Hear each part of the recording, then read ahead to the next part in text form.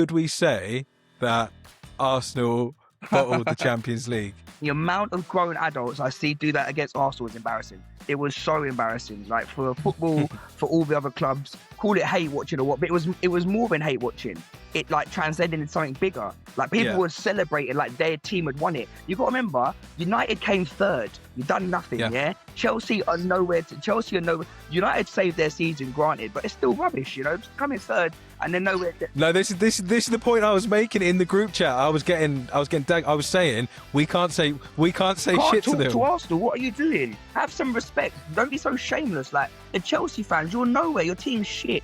Like, what are you doing ringing my phone, texting me? I had Tottenham fans ring my phone the second Gabriel missed. I swear to God, Steve, I promise you now, I had 15 missed calls within the 2 minutes of the game finishing.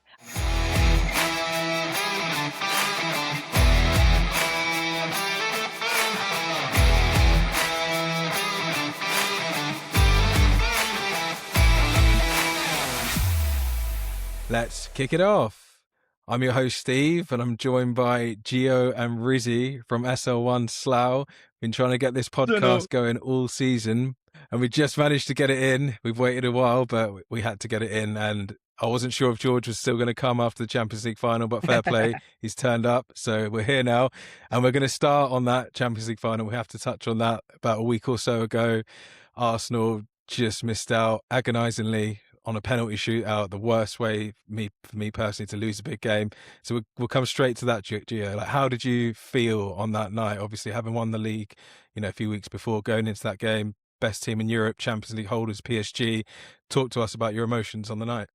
No, I was pretty sure we'd win. I'll be honest with you. I wasn't, after getting that over the line, I just felt momentum is massive in sport, and to unleash the shackles to get the league finally over the line, it really left me with a feeling that the Champions League was just going to follow on naturally. Not saying it was easy by any stretch of the imagination. Obviously, you know what you're dealing with PSG. They're a different type of beast, especially going forward. But yeah, I wasn't nervous. I wasn't scared. And as soon as that Havertz goal came in, I just thought, this is it. I just thought, this is it. But football's a cruel mistress, as we know. And it played out, and it just so happened that we put on a defensive masterclass, and the one mistake we made defensively gives away the penalty, and you let a team like PSG have a penalty in full time, they're going to probably put it away, which Dembele did. But saying that, we nullified them massively. I don't think anyone expected them to be that tame going forward, and they finished the game with Kvaratskhelia and Dembele both off the pitch in injury time. So I think we've done amazingly well to put ourselves in the position, but as we know in football, we probably have to do a bit more going forward. Saka was super quiet, probably one of his poorer games all season. Trossard, again, is brilliant in pockets and moments, but perhaps not a massive threat for the full 90. I think, especially with the lack of pace going forward that he has, so it can be quite hard to really strike that fear into defenders. And obviously, Havertz got his moment. He got another chance. I think he could have done better when he cut inside. And defender, but that was a massive. That was a massive moment for Arsenal. I think if he puts that away, then who knows what could happen. But I think we held ourselves in high regard. We gave a great account of ourselves in our second Champions League final. After Barcelona 2006. So yeah, man, it was just one of those things. It wasn't meant to be. And like you said, probably the worst rate. Listen, to be fair, I'd rather lose on penalties than get stuffed 3-0. And I think people generally thought fair, he could do that to somebody. And I never thought they would do it to us. We're too defensively sound, and people can call it terrorist football or whatever they want to do. But Mikel Arteta is not going to get pumped in the final. He's not going to get pumped in the final 3-0, 4-0. I just don't think that's the way he'll ever set up a team. Unlike when we got to the UEFA Cup against Chelsea and Emre. And to be honest, that game there, that was probably one of my worst nights in football ever, that Chelsea final. Like even worse than when United stuffed us. What was it, 7? Whatever 8-2, it was. I think, 8-2. That was it. Yeah. So trying to wipe that out of the memory. But like results like that are horrible. But that final, the way we got beat, the way Chelsea done us, and how poor we were, was really like one of my worst nights as an Arsenal fan personally. And I was actually going to go to Baku. So happy. I was like, logistically, we had it all sorted and stuff. But thankfully, I didn't pull the trigger on it. A few of the boys were out there. I know Hobbsy, Kane Fitzgerald, Luke Theo, they went out there into Budapest, They had an amazing time, and they said like that goal when seeing that goal in the stadium was probably their happiest moment in football ever. Yeah. Albert's goal, feeling Yeah. that emotion. They just said they never ever felt anything Yeah. like that. So I was gutted myself not to get out of there, but Yeah. by the time I left it, you're looking at £1,200 for the flights. These lot pulled the trigger straight away, got the flights. I think Fair after we play. beat Atletico, I think it was after Atletico's second leg or something, and it was like 500 quid. But when I was looking at it a couple of weeks out, you're looking Mm. at £1,200. So Yeah. it just wasn't Yeah. It's wasn't crazy. feasible. But listen, emotional roller coaster as any football match is. There was definitely moments where I thought it was fate. It was written. We are going to do the double, and that was, I think, the hardest and saddest thing for me as an Arsenal fan is you're 5 kicks away from immortality. Do you know what I mean? Like, Yeah. you get that Yeah. over the line, you have probably the greatest season in the club's history. Nobody can talk to you. Like, all you get as an Arsenal fan is you never won the European Cup, never done this, never done that. And like that one win, if you don't ever win it again, it doesn't matter because you've done it. So no one can ever use that against you Yeah. as a Yeah. battering Yeah. ram. Yeah. No one can ever Yeah. pull that European Cup card again, that Champions League card again, because you only need to do it once. And that was the best chance Yeah. we've ever had, really. So yeah, it was gutting. Listen, absolutely gutting. I was on the floor for about 15 minutes after Gabriel skied it, just wallowing in self pity. Do you know what I mean? It was fucking. It was so Yeah. stupid. Yeah. Yeah. It was horrible. I know it's But all good. You can swear. I was swearing. Yeah, okay, we're live and direct. Yeah, it was fucking horrible. Yeah. But Yeah. Yeah. that's football. Yeah. Yeah. That's football, and that's high at the highest level. That's what it's like. So I'm a fan. Imagine being on the pitch Yeah. playing. Couldn't even imagine how they felt. And even True. to pick themselves up and go to the But parade the next day. I thought that was crazy, but they did it, yeah. and they Yeah. had a great. And that was iconic and historical, down in North Yeah. London that day. So special to have those moments and to be able to pick themselves up and enjoy it. And then they had to, really. And this is a little memento I got there. You see, Premier League champions. Yeah. Fair play, man. I mean, like, obviously, to win the league after 22 years, like, you smashed it, right? And, like, as a rival fan, we've been dreading this day for, since you last won it 2 decades ago. So the thought of you lot winning the Champions League in the same season, like, honestly, I've never been so scared over a football match. Like, I was in, like, game mode in that day. I was like, I just need PSG to win. Like, I don't even wish heartache on you. I just need PSG to win. I can't be dealing with you lot winning the Premier League and Champions League double. And at the end of the game, like, I got a lot of stick about this from United fans. I decided I'm not going to rub it into any gooners on the night, because I've been there. When you lose a Champions League final, that's bad enough. Like, the pain is maximum. Like, you can't really. It's like, for me, that's just like, I don't need to add to the misery, because like the misery is high enough. So I decided I'm not going to rub it into any gooners I know. I'm just going to let it be and just be thankful it never happened. So Rizy, question for you: could we say that Arsenal bottled the Champions League? I mean, the thing with Arsenal is with 24% ball possession, I think that must be a record, right? Correct me if I'm wrong. I think it might be. One shot on target in 120 minutes, like the keeper didn't make a single save and you lost the game on penalties. Then you look up the build up to the getting to the final, Gio, like you're not going to have a better chance. Like you beat what, Leverkusen, Sporting, and Atletico. Yeah, Um, no, it's a brilliant if run, like brilliant this run. was your year, like, and you took PSG to penalty, so hats off to that. But you knew when Dembele and Kvitservella went off, even I thought, damn, this might be the moment. This actually might be it for Arsenal. But I'm gonna criticize one person, especially in that team. I think Madueke, mate. Like I saw Madueke fighting for a penalty last year with Cole Palmer. So this year it comes along and he's nowhere to be seen. Like, I don't like Gabriel stood up. He's a centre back, but like that must mean no one else is stepping up. Like I get it. I think the other important thing was that PSG won both the coin tosses. Mm. So they chose who would take the first penalty, which end it would go. So that went their way. But no, I think look, you made a good account for yourself. But the better team, the best team in the tournament, came out on top.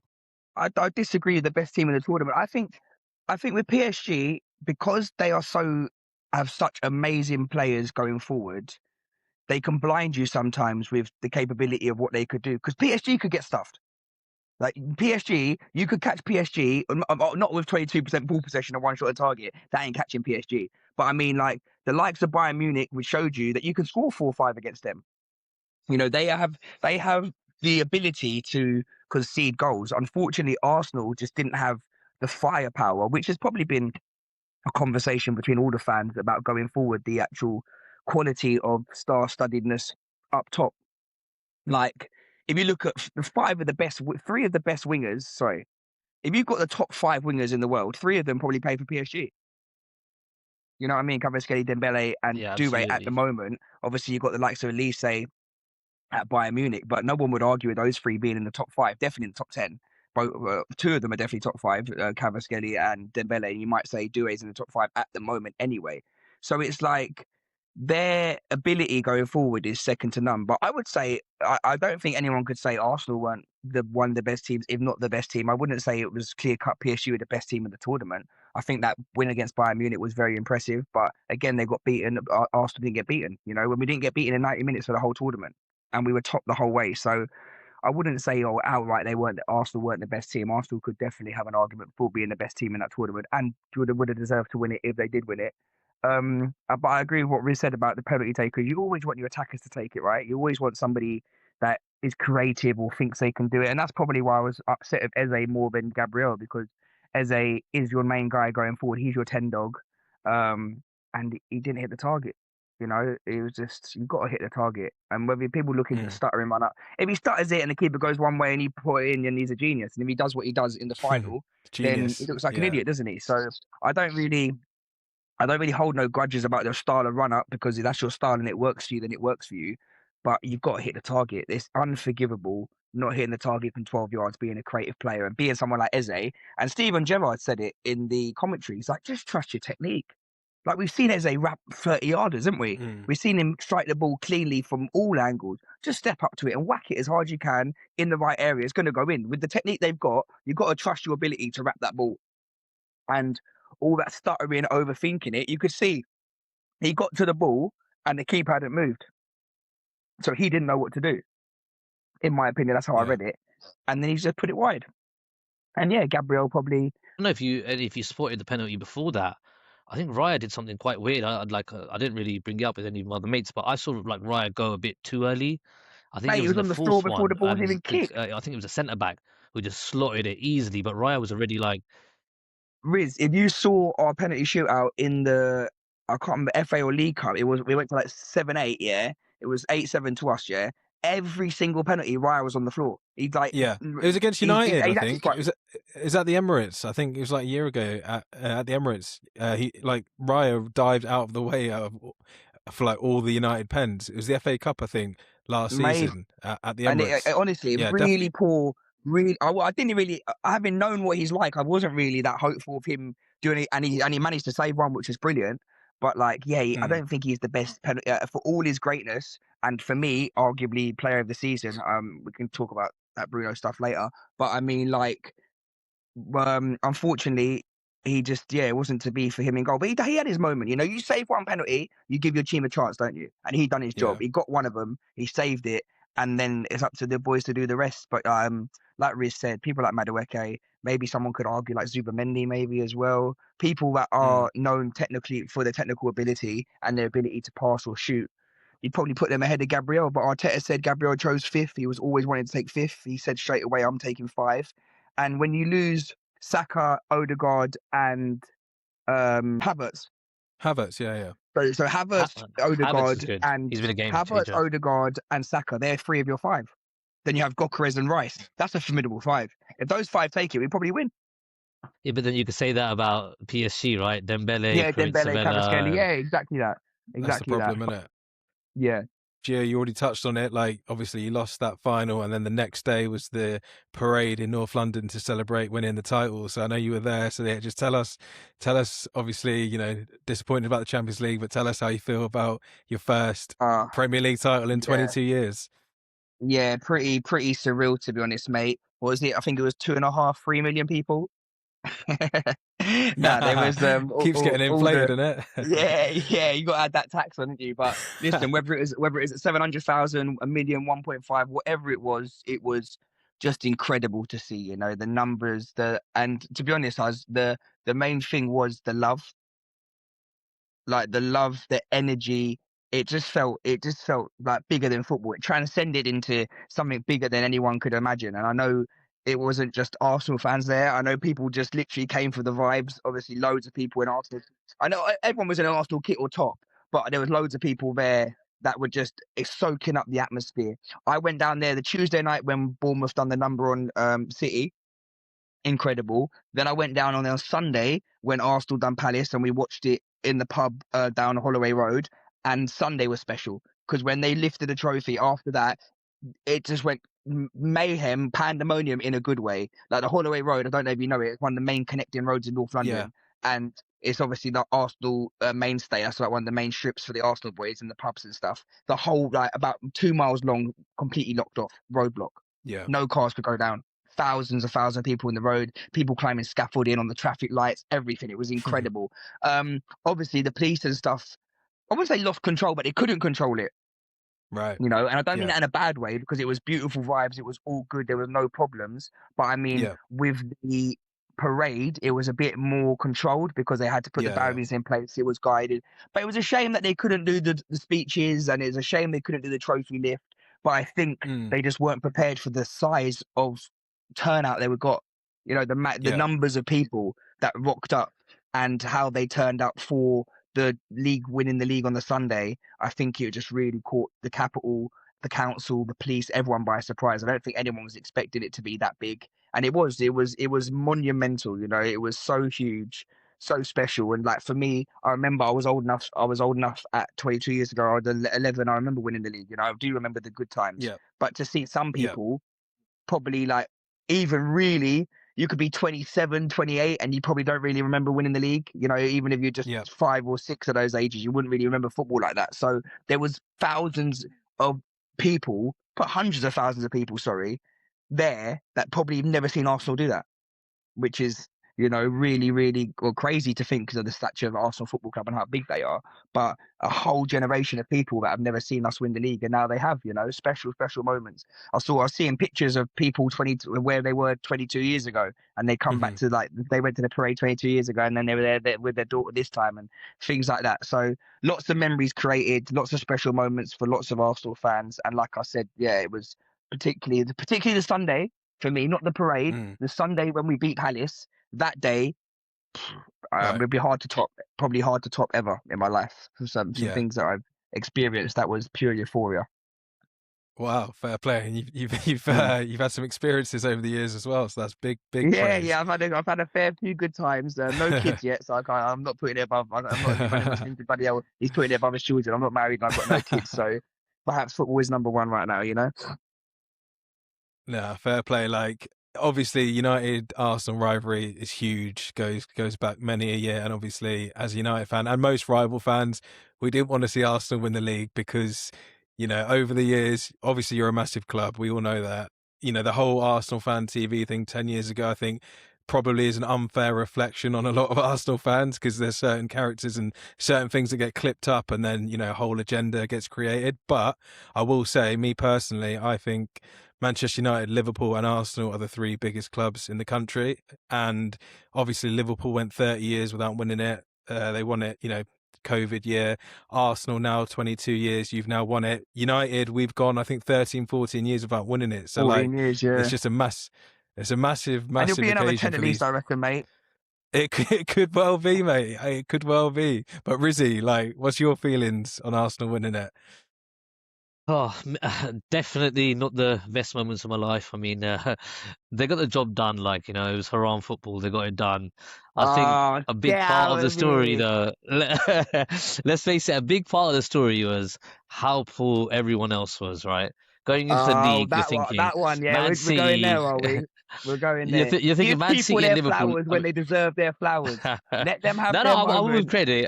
But still, like, 100%, yeah. Pep, you've still got Pep at City. So I know, like, there's that argument of, like, the competition wasn't great, but you've got Liverpool, like you said, who've won the league, spent $500 million. You've got City with Pep still here. So, like, the football weren't the best at times, but still, you're still not giving them full flowers for that. I think Man City just thought, you know what, Arsenal gonna bottle it again. Arsenal gonna bottle it again. I think everyone thought Arsenal was just gonna bottle it again. And by the time City did turn it up, it was a bit too late. I mean, signing Semenyo, Gay changed their and season. Marquinhos, that changed their season, right? But like next year, they're only gonna get better, right? They're gonna have them two now fully implemented into the team. They're gonna have Arsenal, I mean, Are they going to go? absolutely signed, Arsenal going right? to go But backwards? I Are think they? if Like, City come implement on, these mate. to fully, Like, you got to be realistic. Like, you could say anyone's going to get better. If You- anyone's going to get better, it's Arsenal. We just won the league. We're going to double down now on where we're at. And like, That's true. Like, we're the you team should to be beat. looking to go Arsenal back to are the back. boys. Like, this is what you've got to understand. You can say what Yeah. you want. We are the governors now. We won the league. We got to define the Champions League. We're the team to beat. We are the City. People are gonna. We are the team to be fearing. We're the team that you're gonna have to go and do better than. People ain't talking about City anymore at the moment. It has to be Arsenal. I don't think Cunha thought that a few months ago, did he? No, but you know, on Look good on that that done point, him. though, this is one of the reasons why I couldn't like twist the knife in too hard, because yeah, they did win the league and they got to the Champions League final. Not many teams have, the teams that have won the Champions League in the past, I think only United have done it twice where they win the league. When Chelsea have won it, when Liverpool have won it, they didn't win the league in the same season. So I give big respect to what Arsenal did this season by even getting to that final and obviously coming so close. So I think that's a fair point I about, think for me as well, Huz, getting that close in Europe. so I think for me as well, like the thing we could not comprehend, yeah, in my group chat with all the boys, the amount of people watching Arsenal wanting them to lose. It was insane. Like if United played Real Madrid in the Champions League final, yeah, I wouldn't even watch it. I'd go out. Like I have no. I love football, and I'd watch Champions League finals. But say I had like a motive going on. It was my mate's birthday. It's like I wouldn't go out of my way to watch Champions League. I'm gonna go enjoy my night. Obviously, if there's something going on, I'm gonna watch Champions League. I love football, and But let's be clear, if you could pick, you're picking Real Madrid to win. If it's Real Madrid United, you're picking Real Madrid to win, right? Any club that's not English to beat any English club, anyone.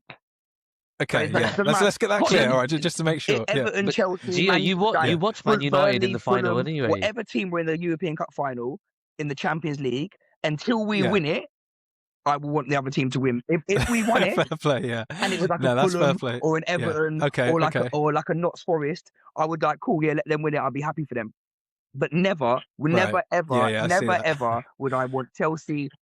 Never ever would I want Chelsea, Tottenham, United, City, any of the teams like a rivalry kind of thing to win a major European competition. But nor would I. Yeah.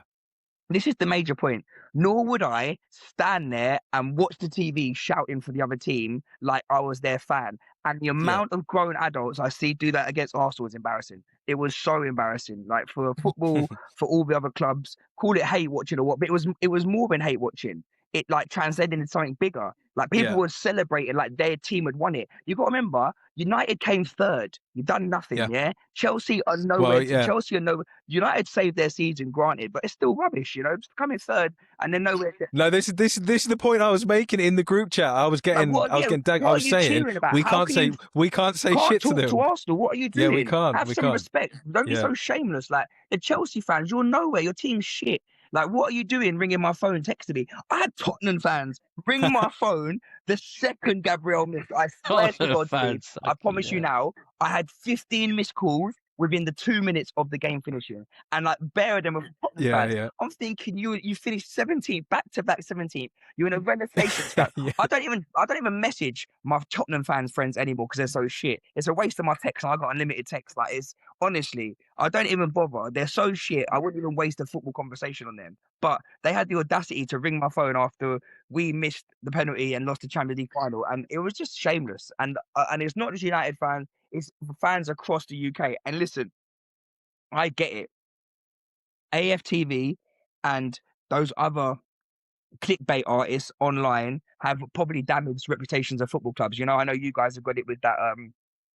Well, Adam's not too bad, but he ain't the greatest. Then you got the flex and stuff. So like, I don't really rate any of them. Right? Yeah. Rory Jennings and that Boothie and that, all idiots. But I mean, like, in regards to AFTV, I think it probably didn't do Arsenal any favors. But like, it was just the magnitude of unity against us was just crazy. I've not seen it, and I saw so many videos, places going absolutely balmy when Gabriel missed the penalty. It was like their team had won, but their team's 17th, or their team's third, or their team's 8th, and they win nothing. You know what I mean? Playing 40 games in a season. That's what United did this year. 40 games, like that's not even a season, is it? Yeah, but that's like half a season. Yeah, but it's self-inflicted, Gio. That's half a season for the top dog. I feel like Arsenal fans, halfway through the season, before United versus Arsenal at Emirates, people are saying, "Oh, are Arsenal better than? Is this Arsenal team better than United's treble-winning team?" And like, like us United fans find that disrespectful because we've got Ronaldo, Tevez, Rooney, Berbatov, and you guys got like, I don't know, like Martinelli, man. Like he's not no world beater, No, he's right? Like not. I He's get, not. like He's not. Gabriel's different gravy. Timber's great. Rice is amazing. Like Raya's Well, let's be good. real, yeah. But just going forward, so I'm like, how do you? I mean, Let's be real. yeah. Raya, Rice, Gabriel, Saliba, Timber they are top 3 or 5 in their position. Yeah, Rice is top 3 centre midfielders in the world. Saliba and Gabriel are probably top 5 centre backs. Raya's top 3 keepers. Timber's top 3 fullbacks. Like probably Hakimi's the only one better than him in the world. I'd say Timber is top stuff in my personal opinion. And then and obviously you've got Rice. So what did I say? Rice, Gabriel, Saliba, Raya, and Timber. And you could throw in Saka. Saka, when he gets going, would be in that conversation. Definitely top 5 in his position, maybe top 3. So even though that the world beat, I agree, Martinelli I'd get rid of, Trossard these people aren't well beaten, but you still got 5 of the top players in their positions in the world. There's still really solid foundations for greatness, So it's different. And that's what they've got, like, a team of very, very good players. And Rizy, you're making the point they don't have the world beaters, and maybe that's what they need to get over the line in the Champions League. If it comes again in the next few years, maybe it's those big players. But like Declan Rice, top player, right? Like you got to give it to him at least, like as a like possible best in his position in the world. I think it would be hard to argue that. No, I don't think anyone does what he does better than him.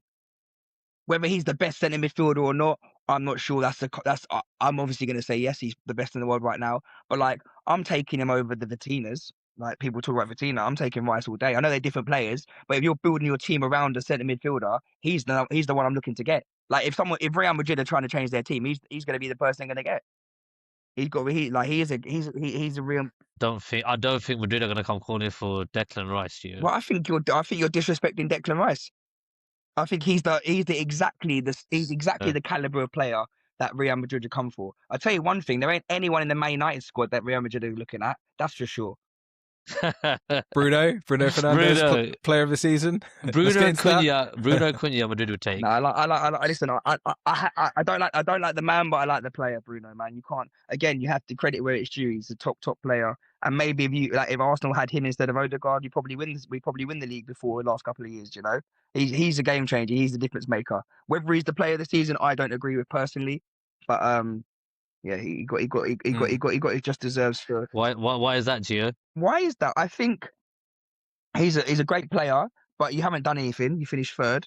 You didn't have Man United was an average team, and he was the best player in an average team. That's all right. Well, fair play. But he hasn't done it. What's he done? Really? He got your team to 3rd, but I don't know, man. I just think there was better players in the league than Bruno for sure. And I'm not sure why he got it really. But when in the league though, like that just solidifies it, doesn't it? Like Bruno, yes, he got 20 assists, and like you said, that's in a team that finished 3rd. So like Rizy, just on that quickly, like, can we say United had a good season or not? Like in the end, what do you reckon? I think we had a good season from where we started. I mean, if you told me when Amorim was in charge that we'd get 3rd place, I would have taken that. So I think I mean, apart from the Grimsby, of course, like that did hurt. That was one of the lowest points. But it led to us getting rid of Amorim, which was the right way forward. I mean, look, we played well against the game against Arsenal at home. I think that was really one of Amorim's better games. Some of the wins, like it just, I don't know what he was doing, but he wasn't getting the best out of the players. Now Carrick obviously come in. He's basically revolutionized his players, and I think on that note, maybe we might even get Marcus Rashford back next year. I know many fans won't really like that, but I think he's a match winner. Take him at Arsenal. It's up to the manager to get the best out of the players, right? I've heard talk about that of him going to Arsenal as well. We saw the same thing in our group chat, and we'd bite the hand off for sure. We'd take Rashford all day. Still young. I think Arteta would definitely get him firing. I think Arteta would get him firing. Just to touch on what you said there, Riz, or 2 things. I don't want to take over, but Amorim, right? Is that where does the blame lie on that? Solely on him? Because you've seen Carrick come in and do this now. Like, was that always possible? And by the way, I think Carrick, is a great appointment for every other club apart from United. I don't think he's the guy. I just think he hasn't shown anything in his managerial career that shows he can do that at a top level for a long time. And trust me, Man United is top level. It doesn't get big. It doesn't really get bigger jobs in the game than the manager United, And I think Carrick, he's a Man United legend who knows. But what about the comparison to Arteta though? Because obviously Arteta hadn't even managed, and what he's done obviously over 5-6 years. Yeah, nothing in that. I did see that, but it's a misplaced comparison because Arteta was in the wing of the greatest ever, watching him day in day out how he operated. He was embedded in a winning, and also he's embedded in a winning culture. He was part of a City setup that won multiple things while he was part of it. So he understands the winning industry. And Carrick won loads as a player, but it's different. It's not the same. And he's been part. That's what I'm saying, but that's what you can say about Carrick though with Fergie, the Geo, no? No, but he was a player. He wasn't soaking up. You can say the same with Carrick with Fergie, innit? Nah, but Carrick wasn't there next to Fergie's side, taking notes, conversations. He was a player getting told what to do. And obviously learning his trade as manager, probably gearing up to be a manager. But Arteta was head coach, he's he's the assistant. He's next to Pep. They are talking about everything day in, day out, breaking down systems, breaking down formations, breaking down patterns of play. So he's just sponging all this information off one of the greatest. Obviously, he's a tactical genius himself. Arteta, everyone says he's a football obsessed. So he clearly knows his stuff. But I think it's a bit of a misplaced comparison. And I just think it's like Ollie 2.0, to be honest. Ollie had such a great start at United, didn't he? It could, and then the Wolves fall, it could very well be, and then the wheels fell off. So like I said, I think it's great for the other teams. I don't think it's great for United. The bubble will burst. The bubble has to burst, Yeah, but Arteta's had 6 years at, like if someone gets 6 years at United, like I'm sure we'll recruit someone, but the problem is that you won't get that time. If you're not winning a Premier League at United, you ain't getting 6 years. You guys, like, fair play, you stood by him. I agree that Carrick isn't, in an ideal world, you wouldn't appoint him as your Man United head coach, but he took the interim job. You can't say anything to him, can you? Like, he done well, obviously. He beat City, beat Arsenal, beat all the top five. So I think they gave him a 2-year contract. Like, who's going to come to United? That's the point, isn't it? Yeah, exactly. The options out. The Carlo Ancelotti's not available. Tuchel's not available. Enrique's not available. So if you're not getting them lot, you're getting an Iriola or you're getting a Glasner. There was talk, and then when you compare to Carrick's being in the job, delivered Champions League, I think he deserves to get it. But I do agree with George deep down. I don't think he's going to return us to the top, but who's to say he can't do 1 or 2 years, give us a bit of stability, and then you get the next man, right? Like, and you roll. If he gets us top 3 again, you roll the dice, and it could it could come out too stable. You might get a cup, and you might get back in the top 3 regularly, or it could set you back another 2 years. I think that's not the worry. I don't give a shit. I hope it happens. Do you know what I mean? But I mean, like, for me, I see that if it goes backwards, it's going to be like backwards, but it's going to be even further down the line than you already are, and that's a real dangerous place for dangerous place for like Man United to be. But only time will tell, won't it? Only time will tell. But like, are you happy? Like, are you cool with it? I think cool with it's probably the right phrase. Just like satisfied. Like, I wouldn't have done anything different because, like, obviously dream world I'd get Enrique, but I know that's not realistic or possible. So I'll take it. I guess it's like that. And you with Enrique? Yeah, I think Enrique be your number one. I mean, I feel similar views to Hasni. Is just none of the Enriques are about right now, so I'm cool with it. He hasn't had a transfer window either, so let him have a transfer window too. This podcast is sponsored by Go Play Sports, the brand new mobile app changing the game for grassroots. Whether it's Sunday League or five-a-side, Go Play Sports makes it easy to track attendance, manage teams and cut out the manual admin. No more endless group chats, no more chasing payments, just turn up and play. Go Play Sports. Download now from your app store. World Cup 2026 is upon us, like this week, basically. It's a bit of a mad one because, like, I don't know about you boys, but I've not really had massive World Cup fever yet. Maybe when I turn the TV on and there's 4 games, I don't know. But like, listen, I've been to America and I've been to Mexico and I've been to Canada. Actually, funny enough, I've been to all 3 places. The football culture in Mexico is insane. Like, if I was going to any of those 3 countries to watch, it's Mexico. They're the only ones that care about football. Do you know what I mean? And I went to the Azteca Stadium where Maradona done a hand of God. I saw the Mexico City derby, Pumas versus Club America. Honestly, you ain't witnessed something like that. It's absolutely almost unsafe, but good. Like you're enjoying the game, but you're also fighting for your life at the same time. It's crazy, but like they've got a real football culture. So I'm sure in those places it's going to be amazing. But yeah, it's difficult. And obviously with the time zone as well, like England have got one game on a Saturday and it's at 10 o'clock at night. And that's the Panama game. The rest are like midweeks and stuff. So it's like, it's hard to really get on board with these things when it's kind of so far away from you and the timings are off. But yeah, I agree with you. The World Cup fever hasn't quite hit me yet. Hasn't quite hit me, but who knows? Hopefully I can be, hopefully I'll be taken over in due course. I'm sure we all will really, because we just love football, don't we? It will pick up, it will pick up. I think a couple of the things are just like the mad things going on with like Infantino and Trump and like all this political shit with Iran. Like it's just very intense in it. And like I think this like domestic season has been so intense. Obviously Arsenal going for the league, everyone else hate watching Arsenal, the Champions League final, all those emotions, and like feels like we haven't even had a chance to breathe in a World Cup starting. So Rizzy, I'm going to put it straight on you. Who you feeling for this World Cup then? Who's gonna deliver the goods? Teams, players, like who are you feeling heading into this tournament? I mean, if I'm looking before the warm up games, I was strong on France and Spain. But I mean, I'll cut Spain some slack with they drew 1-1 with Iraq a couple of days ago. But I mean, Lamine Yamal wasn't playing. A few of them weren't playing. France, however, lost 2-1 to Ivory Coast, where our boy Ahmad delivered in I think it was the 86th minute or something. But they had everyone playing: Mbappe, Cherki, Elise. So maybe not as on high on them as I previously was. I think the conditions will play a part. Playing in America, will play a massive part. But I think I'm going to go with one of the dark horses, that being, I think Germany look good. I think Portugal are there with their midfield. Depends if Ronaldo can swallow his ego and actually come off the bench. But did you know this, And then I think Argentina, they're always going to be there. Sorry, Riz. Ronaldo's never scored a World Cup knockout goal. That's crazy, isn't it? Not surprised. Yeah, never scored a knockout goal in a World Cup. I mean, actually, I'm surprised. I thought you would have scored a penalty or something. Something, mate. Like all his 600 odd goals. Yeah. But yeah, really surprised me that. But no, they got I mean, Portugal got the midfield. They got what Bruno, Bernardo, Vitinha, João Neves. Then they got Rafa Leao. Decent. Where are you going with them, mate? You've named about 17. I think Musiala will come out this World Cup. I'm gonna go with Germany. I think Germany might do. I think Havertz is good up top. I think they got Sane, Musiala, Gnabry, Wirtz.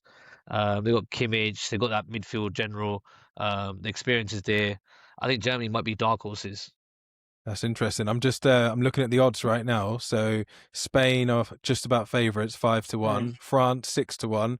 England 8-1. Really? Portugal 9-1. Brazil 10-1. Argentina 10-1. Germany 15-1. So yeah, they are dark Well, horses. Riz, why not? I mean, little £10. Yeah, Germany. Yeah, exactly. Germany, mate. That might Haram, be the one. Innit? Haram. That's it.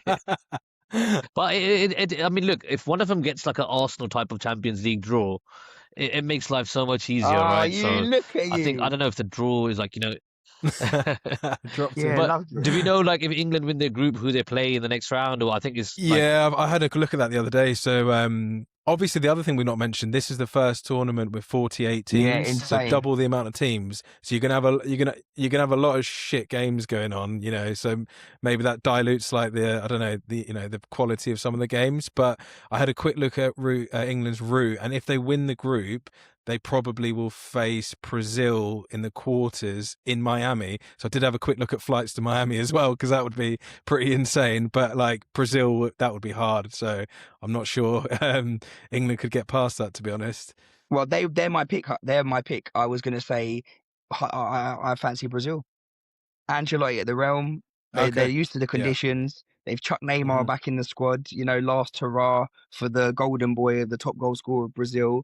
They still, do you know what though with Brazil? You see their team on paper, and unfortunately, it is a paper team because they're not the same names as they like the Casemiro, for example. That ain't the Casemiro, it's a Casemiro. It's not the Neymar, it's a Neymar. So maybe I'm a bit blinded by some of the names that they still have, but the quality's there. You know, they got a really good goalkeeper. They got Gabriel and a few solid defense. The Yeah. midfield and attackers are still very, very good. And I fancy Brazil. And I think with Ancelotti, Vinicius, Junior, yeah. you know, Vinny Junior. They got Endrick. They got but they didn't take João Pedro, did they? Yeah, but yeah. like they've got talent, and I think in the conditions they'll be used to.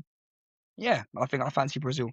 Just like on England, quickly, like obviously with what Southgate did over 8 years, got close to the 2 Euro finals. I know you were at the one in 2024, George, but I guess the argument with Southgate, right, he was not the winner to get us over the line, and that's the reason we brought in a German, Tuchel, obviously. So for me, like that's pressure. Like you've got to be getting into the semis or the final really to say it was worth it, and I don't know if that pressure is gonna work in our favour. Is that a fair assumption, No, George? I think there's real logic behind that.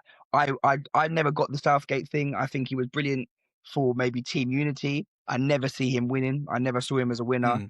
I think that final Yeah. against Italy showed that. It was so negative after going 1-0 up. That's your chance, And We that should was have a won poor that Italy one. That was side. the one Let's at Wembley. call a spade a spade. That's the poor Italy Yeah. side. That ain't no fearful Italy side. That was That's the no one. team to be scared of. At Wembley, home Yeah. advantage. You go 1-0 up. We had the Yeah. firepower, we had the players that would Yeah. scare you.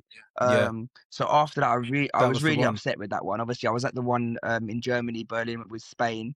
The better team won. Spain were better than us for sure.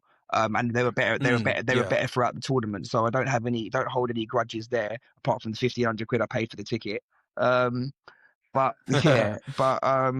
yeah, man. I think I like Tuchel. I think it's a good appointment. I think it shows that they want to win. I think it shows that they're trying to do something a bit different. I don't think one thing we know about Tommy T, he's not a yes man.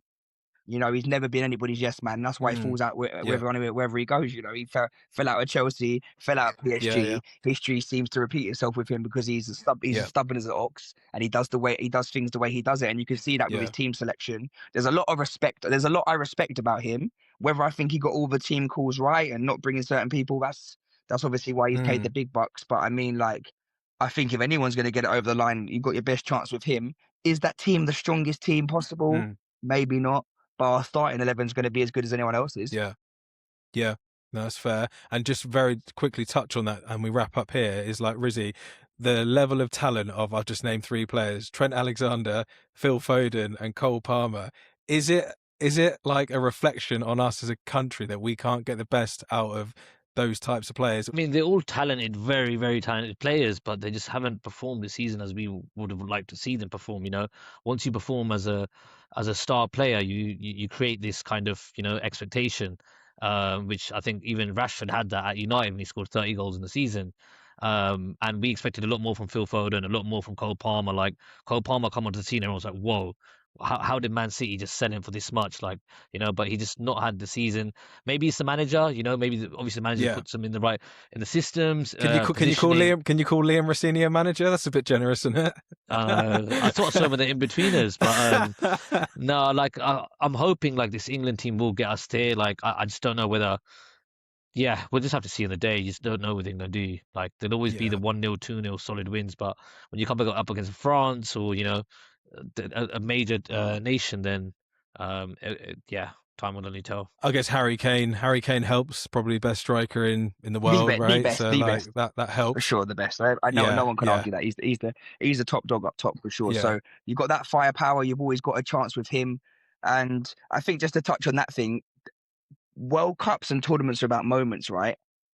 It's about moments, football, consistency, but taking your moments. And I think the names you mentioned that were left out could all bring you a moment, couldn't they? Trent, Cole Palmer, and I think Foden. Cole did it in Berlin, didn't he? He did it in exactly Berlin, got us back in the game. I think that would be my fear of leaving those boys at home. Completely agree with the logic behind it. I agree with Riz what's saying they haven't been where they need to be. The level's not where they need to be. But like, for example, you've taken, who have we got? Like, I even thought Jordan Henderson, like Morgan Gibbs White. Like, I thought that was you left him out. That was a big thing. But then are you gonna leave Harry Maguire? Yeah, arguably. Could he have gone? I would have taken Harry. He's got Tuchel's obviously got the people that he likes and trusts. I think he really likes Dan Burn by the sounds of it. I heard them talking like they like him around the camp. Obviously, you got to think Maguire. Yeah. Whether you like him or not, he hasn't done anything wrong by England, and he's a penalty taker. So that's always something to think about. But Yeah, Like true. I said, he's made his Yeah. decisions. He's a big man. That's why they pay him the big bucks. And we'll see if the decision, he's either a footballing genius or he's going to get absolutely slaughtered, isn't he? You know, and Yeah, that's that's the it. nature of the beast, and that's how the English fans can be. They're going to be on your back straight away if it Yeah, all goes wrong. So yeah, he'll be prepared for that, I'm sure. But that's it. I think our starting Yeah. 11 is as strong as anything else that is out there.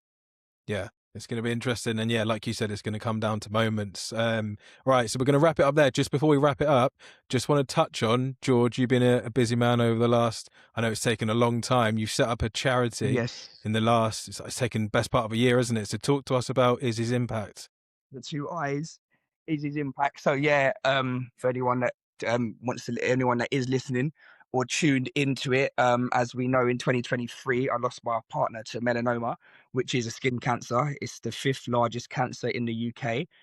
So it's a big deal out there in the community, and it's something that we're trying to address and tackle, especially among young people. So me, her mum, her sister, and one of her good friends from university and her clinical nurse specialist from the hospital which she was assigned to have come together, and we built the charity. We are the trustees, there's 5 of us.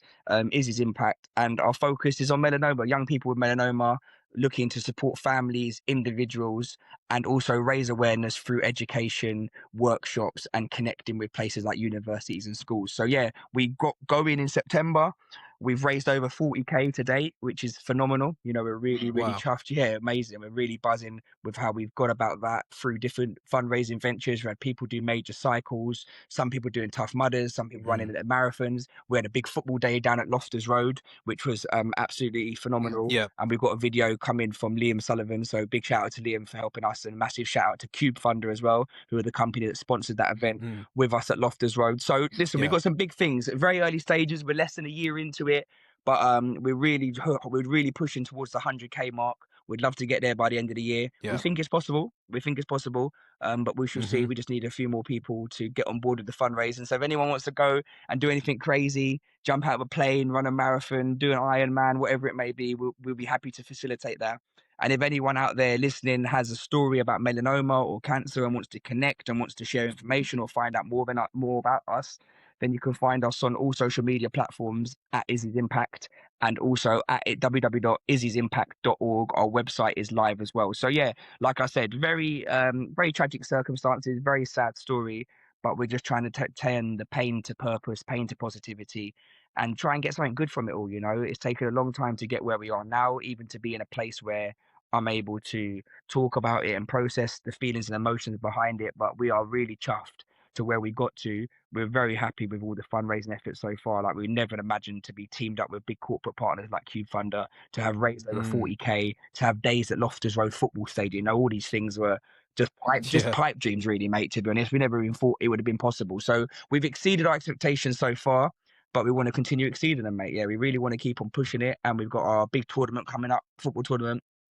on the 8th of August for the boys Seymour. We're going to have a big one down at Power League. Hopefully have Go Play on board as well. You know, get the app fully firing. Defo. Yeah, sponsoring and hopefully connecting the team. So we got lots going on. We've got lots of people that are supporting us. But yeah, it's just about raising awareness, spreading the word, and gaining traction out there. You know, it's not easy. It's not easy, but we're very thankful for the support and love that we've had. And also, I think it helps having such a strong network.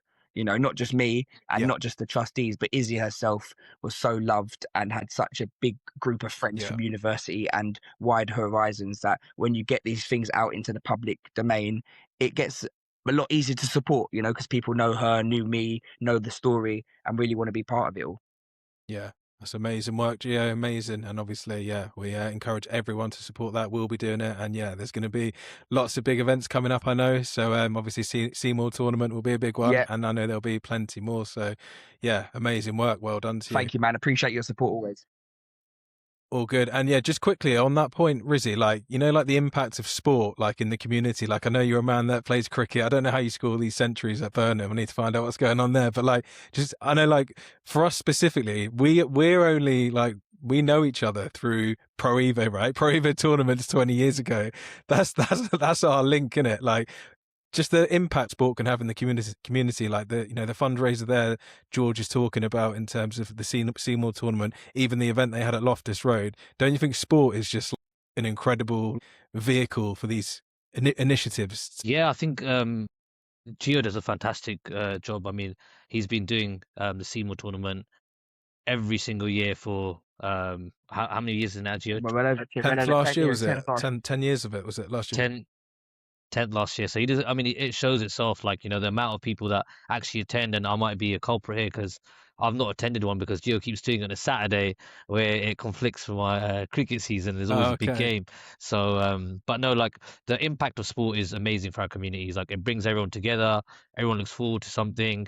But just the amount of people Gio gets and his work alone is unbelievable. So big hats off to you, Gio. Thank you, mate. Keep up the good work. Even like love to see Rizzy's it. situation, yeah. So his dad was chairman at Burnham, his brother's a batsman at Burnham, he's a batsman at Burnham, his cousins. So like, if you think about the family orientation that it brings together, he's got a whole family of like 3 generations worth of people, you know, going down to Burnham, and it's a great community feel down there as a group, you know, and just as a vehicle for change and community, there's nothing better than sport.